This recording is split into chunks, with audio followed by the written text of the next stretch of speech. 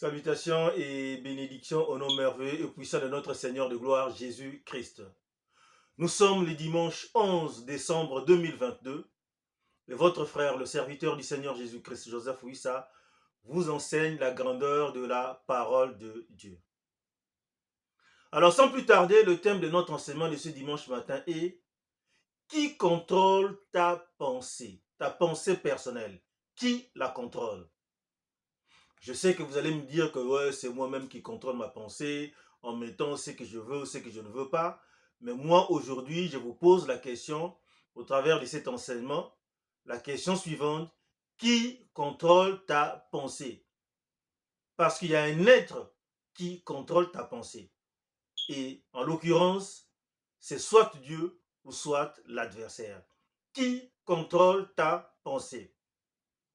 Alors, avant d'aller plus loin dans cet enseignement, comme d'habitude, nous allons poser le principe. Le principe de base est dans le livre de Proverbes, chapitre 4, verset 23. Et c'est là que nous allons lire notre verset phare ou le principe que nous voulons mettre en évidence. Proverbes, chapitre 4, verset 23, je lis. Garde ton cœur plus que toute autre chose. Garde ton cœur, mais c'est au niveau de l'intelligence. Garde ta pensée plus que toute autre chose. Donc, nous ne sommes pas en train de parler ici de l'organe du cœur, l'organe qui pompe le sang. Nous parlons de ton intelligence, de ta pensée. Garde ta pensée, garde ton cœur plus que toute autre chose. Pourquoi? Car de lui viennent les sources de la vie. Toutes les sources de la vie viennent de notre intelligence. Donc, la personne qui contrôle ton intelligence, contrôle ta vie, contrôle toutes les sources de ta vie, contrôle ta destinée, entre guillemets. Garde ton cœur plus que toute autre chose, car de ton cœur, de ta pensée, viennent les sources de la vie. Toutes les sources de votre vie viennent de votre pensée. Vous êtes ce que vous êtes grâce à votre pensée ou à cause de vos pensées. C'est ça la vérité. C'est comme dans un match de football. Si votre adversaire contrôle le ballon, vous perdez le match. Bon, à 99%, c'est vrai, parfois il y a des exceptions. Où une équipe contrôle le match, joue très bien et il perd le match. Mais à 99%, lorsque votre adversaire contrôle le ballon, ben, vous perdez le match. Mais si c'est vous qui contrôlez le ballon, vous gagnez le match. Il en est ainsi de la vie. Si l'adversaire contrôle vos pensées et vous amène dans le trou, c'est ce que nous allons voir dans cet enseignement. Mais si c'est Dieu, tout-puissant, le créateur des cieux et de la terre, qui contrôle vos pensées, si c'est le Père de notre Seigneur et Sauveur, Jésus-Christ, qui contrôle vos pensées, vous allez vers la victoire. C'est ça les grands enjeux ici, là. C'est pour cela que je vous pose cette question. Qui contrôle ta pensée? Ou qui contrôle vos pensées? Est-ce Dieu ou est-ce l'adversaire? Bon, les personnes cartésiennes vont dire, oh, c'est moi-même qui contrôle ma pensée grâce à ce que je pense, grâce à mon intelligence. Mais mon œil, quelle intelligence vous avez? Si vous n'avez pas lu la Bible, ou si vous n'avez pas lu les livres du monde, si vous n'avez pas appris de vos parents, si vous n'avez pas appris de la nature, ce sont toutes ces choses qui font votre conviction. Ce sont ces choses qui contrôlent votre pensée. Et vous décidez, dans votre vie, quel livre m'influencera, quel livre ne m'influencera pas. Quelle logique m'influencera et quelle logique ne va pas m'influencer. C'est ça la vie. Qui contrôle ta pensée? Et pour une meilleure compréhension de ce verset 23 que nous venons de lire, garde ton cœur plus que toute autre chose, car de lui viennent les sources de la vie. J'aimerais lire avec vous un peu le contexte en commençant au verset 19. La voie des méchants est comme les ténèbres. Lorsque l'adversaire nous amène dans des voies des ténèbres, regardez ce qui va vous arriver. La voie des méchants est comme les ténèbres. Ils n'aperçoivent pas ce qui les fera tomber. Vous êtes dans les ténèbres, vous êtes dans le noir. Pendant que vous fêtez, pendant que vous dansez, pendant que vous bourbez le torse, pendant que vous êtes en train de vous honorer, vous ne savez pas qu'est-ce qui va vous faire tomber. La voie des méchants est comme les ténèbres. Ils n'aperçoivent pas ce qui les fera tomber. Mais regardez maintenant ceux qui se confient en Dieu. Verset 20. Mon fils, sois attentif à mes paroles, à la parole de Dieu. Comme nous allons voir dans cet enseignement que l'homme ne vivra pas de pain seulement.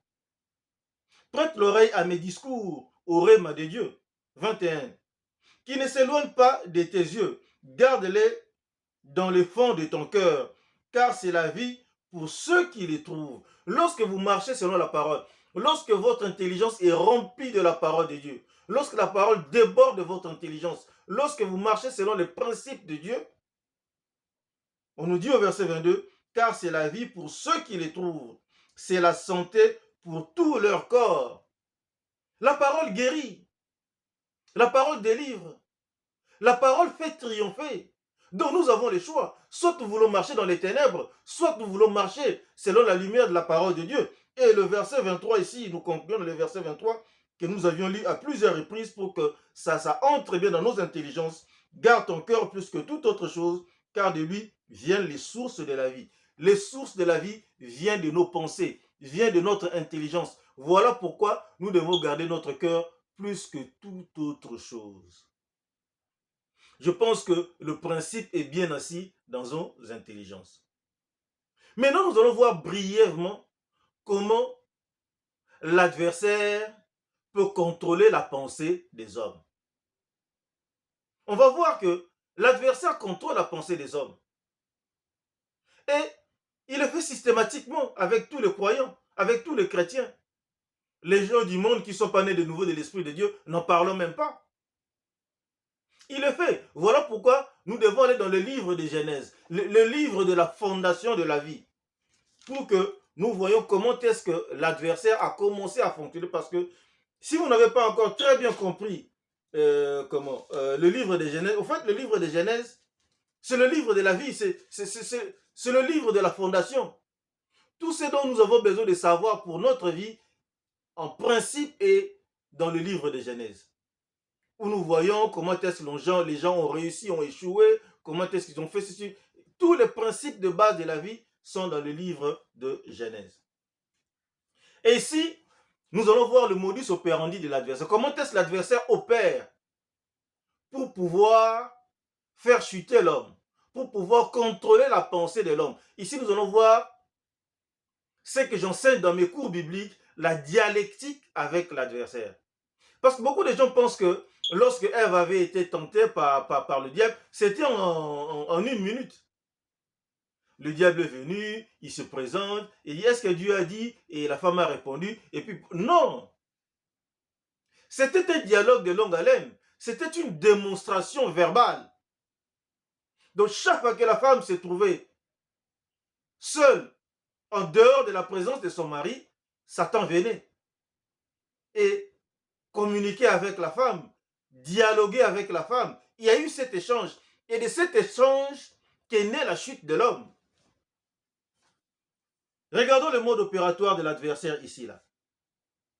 Nous n'allons pas aller dans les détails parce que nous n'avons pas beaucoup de temps matériel. Donc, allons juste dans l'essentiel. Genèse chapitre 3, verset 1, nous lirons jusqu'au verset 6.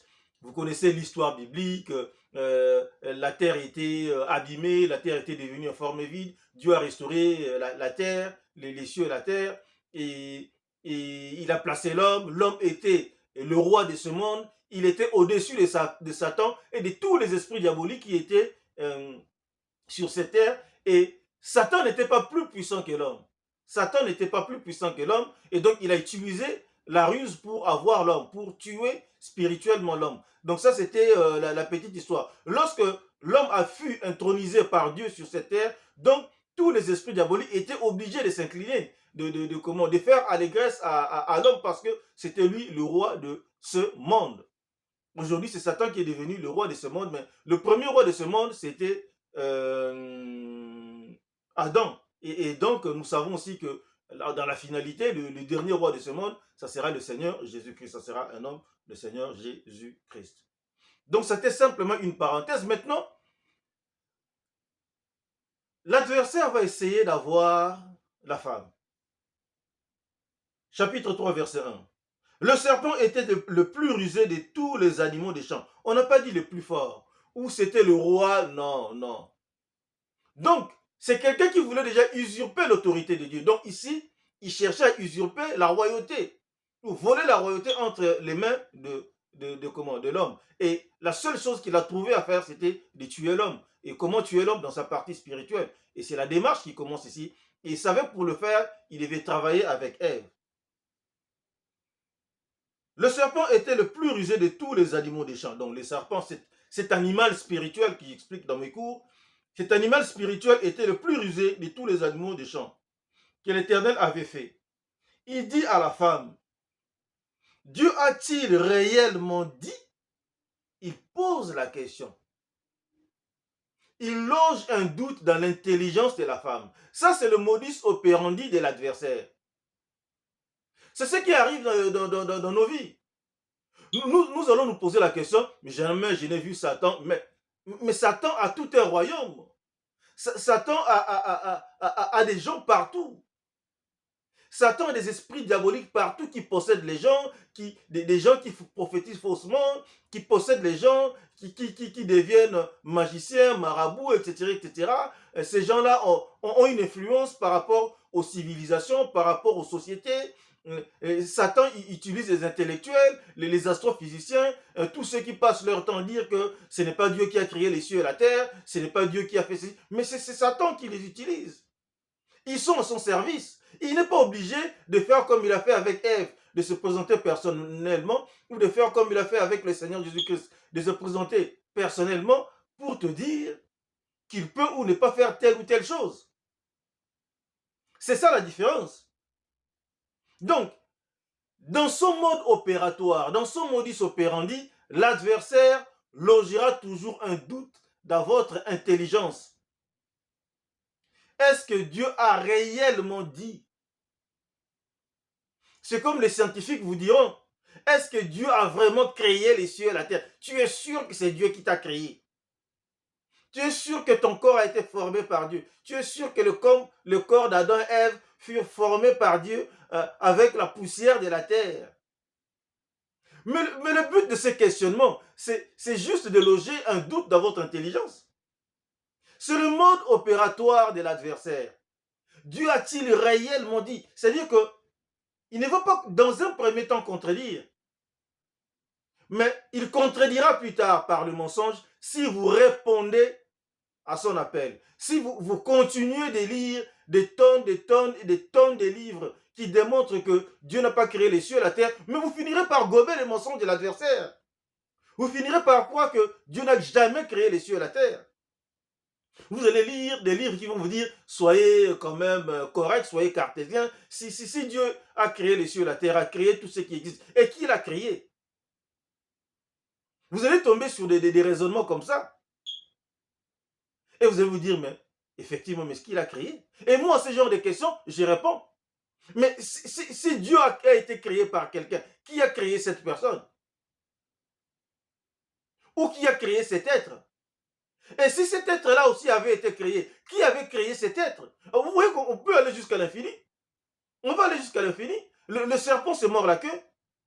Donc, le premier être qui a existé, qui a créé tous les autres, bon, voilà, c'est lui que j'appelle Dieu, le créateur de cieux et de la terre, et le Père de mon Seigneur et Sauveur Jésus-Christ. La question est bouclée.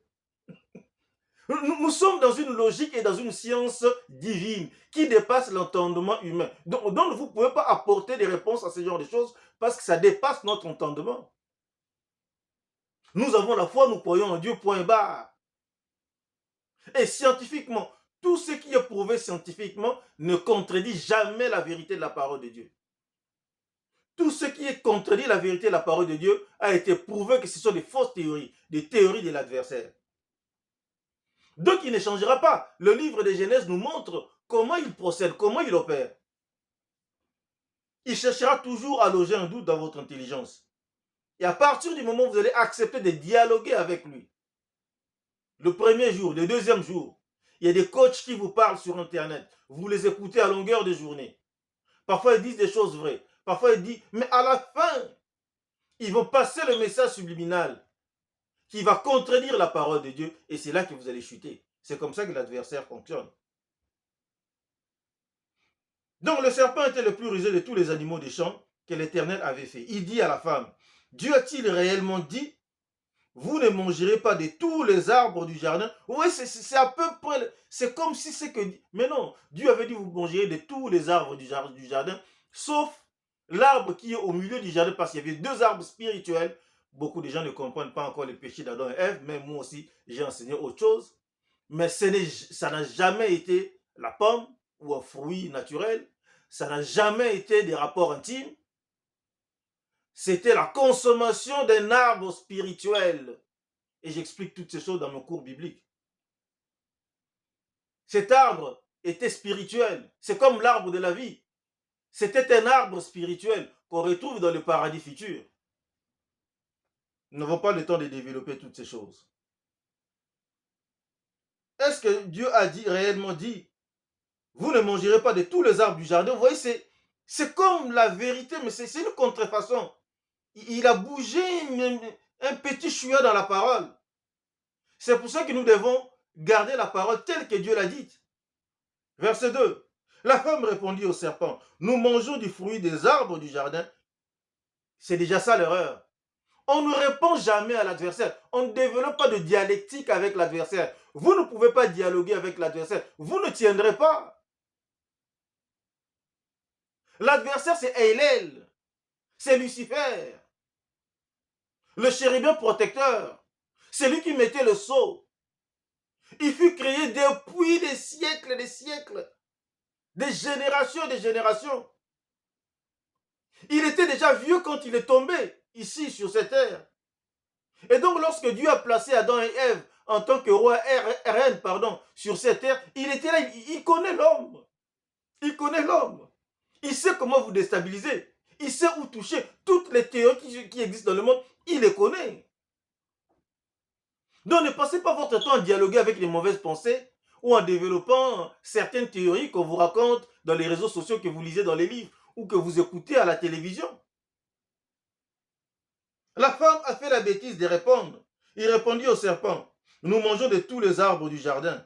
Verset 3. Mais quant au fruit de l'arbre qui est au milieu du jardin, Dieu a dit, vous n'en mangerez point et vous n'y toucherez point, de peur que vous ne mouriez.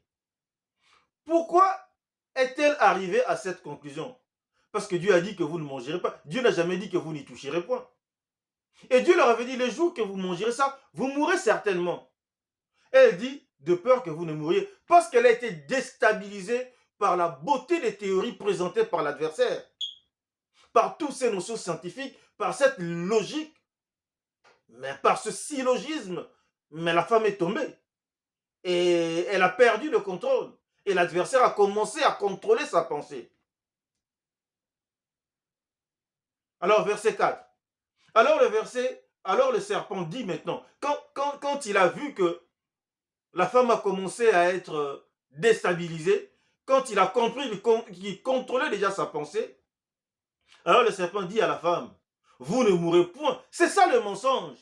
Parce que l'homme est mort, spirituellement, instantanément. Mais c'est là que le mensonge vient. L'adversaire ne vient pas avec le mensonge directement. Il vient d'abord avec des théories flatteuses, tout ça, pour essayer de vous déstabiliser. Il va essayer de contrôler vos pensées. Et lorsqu'il contrôlera votre pensée, il vous dira non, ne faites pas ceci, ce n'est pas la parole. Non, ne faites pas ça, Dieu n'a jamais dit ça. Ou c'est clair, la parole dit ça, mais Dieu c'est un menteur. Il raconte n'importe quoi, ne croyez pas. N'obéissez pas à ces choses. Alors le serpent dit à la femme, vous ne mourrez pas, parce qu'il savait qu'il contrôlait déjà son intelligence. Verset 6, mais Dieu sait que le jour où vous en mangerez, vos yeux s'ouvriront, vous aurez une promotion, vous allez être intelligent. Et que vous serez comme des dieux connaissant les biens et les mal. Il dit, mais oui, c'est l'arbre de la connaissance du bien et du mal. Mais goûtez à ça, mangez à ça, vous allez voir que vous allez être plus intelligent, plus éveillé en connaissant le bien et le mal. En connaissant par expérience le bien et le mal. Verset 6. La femme vit que l'arbre était bon à manger et agréable à la vue. Ça, c'est un autre détail. Puisque lorsque Dieu avait créé le ciel et la terre, il y avait plusieurs catégories d'arbres. Il y avait des arbres agréables à la vue, donc des plantes de décoration, c'est comme ça que je les appelle, et bons à manger, des choses à manger. Et les deux arbres qui étaient au milieu du jardin étaient des arbres spirituels, n'étaient pas d'arbres bons à manger ou agréables à la vue, etc., etc. La femme vit que l'arbre était bon à manger et agréable à la vue, et qu'il était précieux pour ouvrir l'intelligence, D'où a-t-elle trouvé cette conclusion? Mais dans la dialectique avec l'adversaire, elle était convaincue du contraire de ce que Dieu avait dit. Parce que Dieu lui avait dit d'autres choses et elle, maintenant, elle est convaincue par autre chose. La femme vit que l'arbre était bon à manger et agréable à la vue et qu'il était précieux pour ouvrir l'intelligence. Elle prit de son fruit et en mangea. Elle donna aussi à son mari qui était auprès d'elle et il en mangea. C'est comme ça que l'homme a chuté. L'homme aussi a mangé et l'homme fut mort instantanément. C'était fini. Ils ont connu par expérience le bien et le mal. Et ce mal qu'ils ont commis, le premier péché qu'ils ont commis, c'était la désobéissance, de ne pas obéir à la parole de Dieu. Ils ont mangé l'arbre. Ils ont mangé de l'arbre de la connaissance du bien et du mal. Et ils sont morts. Ils se sont rendus compte qu'ils étaient humains et qu'ils avaient besoin de se couvrir. Ils se sont rendus compte qu'ils n'avaient plus leur armure spirituelle. Ils se sont rendus compte que ce ne sont plus les rois de la terre. Et ils se sont cachés de tout esprit. Pourquoi? Parce qu'ils avaient peur. Ils avaient peur. Ils savaient qu'il y avait des esprits combattants sur cette terre. Et ils étaient exposés. Et sans la protection de Dieu. Mais l'adversaire allait les zigouiller. Il allait les exterminer. Heureusement que Dieu est venu, a tué un animal. Il leur a donné des habits de peau qui représentaient le Saint-Esprit. Ils avaient le Saint-Esprit sur eux qui les a protégés. Sinon, l'adversaire les tuerait. Et regardons maintenant, si nous voulons que nos pensées soient contrôlées par Dieu, comment nous devons faire? Parce que dans ce monde, nous serons toujours attaqués ou séduits par l'adversaire. Nous allons toujours faire l'objet de la tentation de la part de l'adversaire. Même le Seigneur Jésus-Christ fut objet de tentation de la part de l'adversaire. Allons dans le livre de Matthieu, Matthieu chapitre 4. Nous allons lire le verset 3 et le verset 4. À la différence de Ève, le Seigneur Jésus-Christ n'a même pas donné du temps à l'adversaire. Matthieu chapitre 4, nous allons commencer au verset 3. Donc l'adversaire cherchait à tenter le Seigneur de faire la même opération qu'il avait faite avec Ève. Et il est parti dans le désert pendant 40 jours et 40 nuits pour qu'il soit tenté par l'adversaire. Et pendant ces 40 jours et 40 nuits, il en a vu des choses avec des bêtes sauvages, etc., etc., jusqu'à ce que le diable lui-même vient, qu'on appelle le tentateur ici au verset 3. Matthieu chapitre 4, verset 3. Le tentateur s'étant approché, lui dit, pardon, excusez-moi. Le tentateur s'étant approché, lui dit, si tu es fils de Dieu, ordonne que ces pierres deviennent des pains. Il dit, mais on a suffisamment lu du Fils de Dieu. Il va accomplir des miracles extraordinaires. Maintenant, tu as faim. Si tu es vraiment Fils de Dieu, tu en as la capacité. Mais quel est le but de ce questionnement? Il essayait d'ouvrir une dialectique comme il a eu avec Ève. Donc, le Seigneur Jésus pouvait dire, mais écoute, Dieu me l'a dit, ou j'ai été dans les cieux, donc je sais que je suis fils de Dieu, ce n'est pas à toi de... Et ils allaient commencer à dialoguer,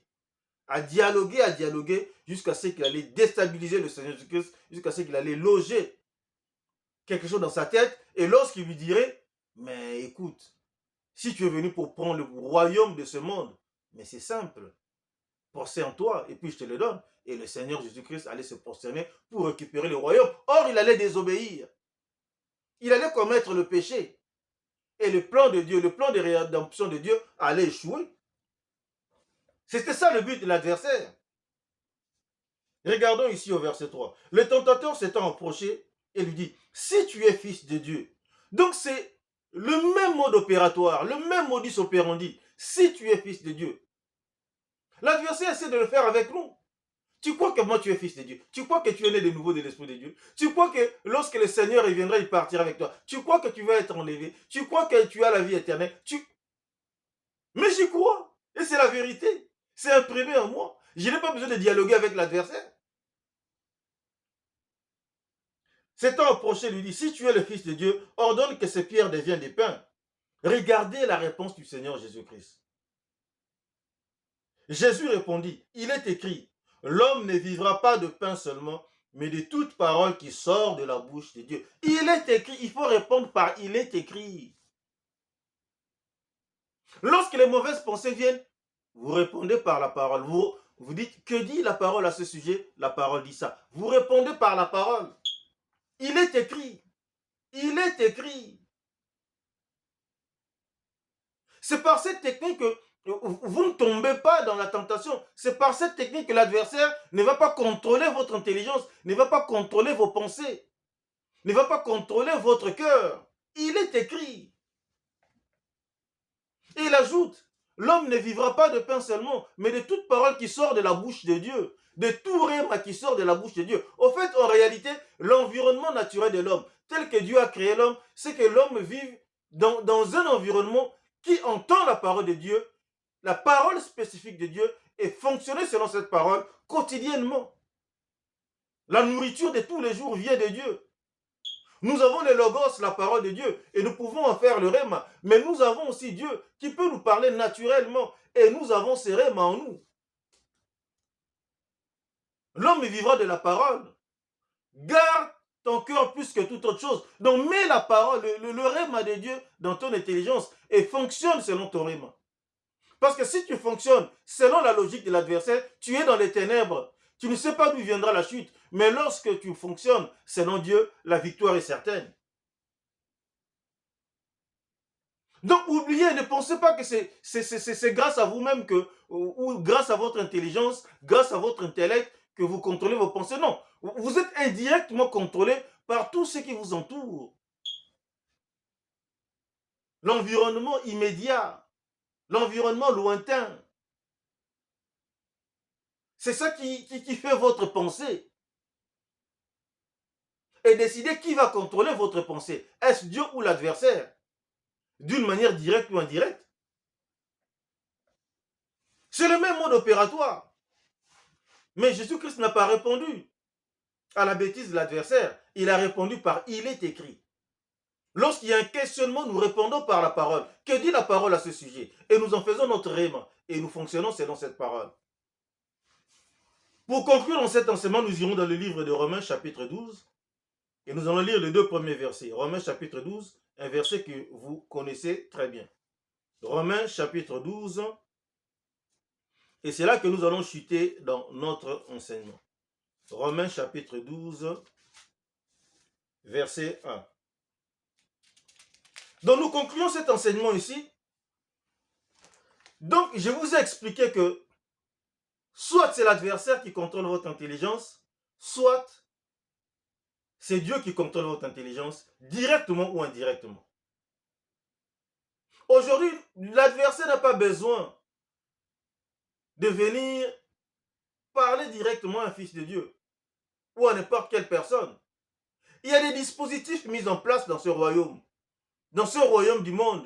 Il y a des gens qui parlent pour l'adversaire, il y a des gens qui écrivent pour l'adversaire, il y a des gens qui enseignent pour l'adversaire. Et c'est ça qui fait votre réflexion. C'est à vous de savoir, est-ce que c'est la volonté de Dieu ou pas? Est-ce que c'est la logique de Dieu ou pas? Est-ce que... Voilà, c'est à vous de savoir. Voilà pourquoi nous concluons ici en Romains chapitre 12. Verset 1, je lis. Je vous exhorte donc, frères, par les compassions de Dieu, à offrir vos corps comme un sacrifice vivant, saint, agréable à Dieu, ce qui sera de votre part un culte raisonnable. Mettons la parole, vivons selon la parole. Offrez nos corps à la parole, à la volonté de Dieu, au service de Dieu. Que Dieu contrôle nos intelligences. Ça, c'est l'appel qui nous est lancé. Et de l'autre côté, au verset 2, qu'est-ce qui est écrit? Verset 2. Ne vous conformez pas au siècle présent. Ne vous conformez pas au siècle présent. Parce que ce siècle nous bombarde d'informations, mais vous ne pouvez pas comprendre. Ne vous conformez pas au siècle présent. Vous pensez que les gens de Sodome et Gomorrhe sont tous devenus homosexuels comme ça? Mais l'adversaire a travaillé, génération après génération, jusqu'à ceux qui sont arrivés jusqu'à ce point. Regardez comment est-ce que la dépravation des mœurs évolue dans notre société. C'est enseigné dans des écoles, depuis la maternelle. À l'école primaire, n'en parlons même pas. C'est enseigné à la télévision, c'est dans les livres. Et si vous êtes un bon citoyen, vous devez vous conformer à ce que vous voyez à la télé. C'est sur ce qui se dit dans les livres. C'est ce que vous voyez dans les réseaux sociaux. C'est là que vous savez comment vous devez vous tenir, comment vous devez parler, comment vous devez aimer, comment vous devez dormir, comment vous devez faire ceci. Personne ne se soucie de la parole de Dieu. Parce que la parole traite toutes ces choses. La parole de Dieu est riche. Et regardez tous ces livres, comment il est volumineux. La parole, elle est riche. S'il vous plaît, ne vous conformez pas au siècle présent. Tous ces coachs qui enseignent, peut-être 5% parlent de la vérité, la parole de Dieu. Les autres, ce sont des mensonges. Mais les mensonges, ça ne commence pas par les mensonges. On a vu la technique de l'adversaire. Il commence par loger simplement un doute. Et après, vous dialoguez, vous dialoguez, vous dialoguez, à force d'écouter la personne, jusqu'au jour où il présentera le mensonge. Le jour où il va se dévoiler, il vous dira, voilà ceci, c'est ce qu'il faut faire. Il faut adhérer dans tel groupe pour réussir dans la vie. Il faut faire telle bêtise pour faire cela. Il faut aller faire n'importe quoi à Dubaï pour s'acheter une Porsche. Vous comprenez? Ne vous conformez pas au siècle présent. Ce n'est pas parce qu'une influence, je ne sais pas que les influenceuses, on les appelle, je ne sais même plus comment on les appelle, dit quelque chose, que vous devez être influencé. C'est l'adversaire qui contrôle votre pensée.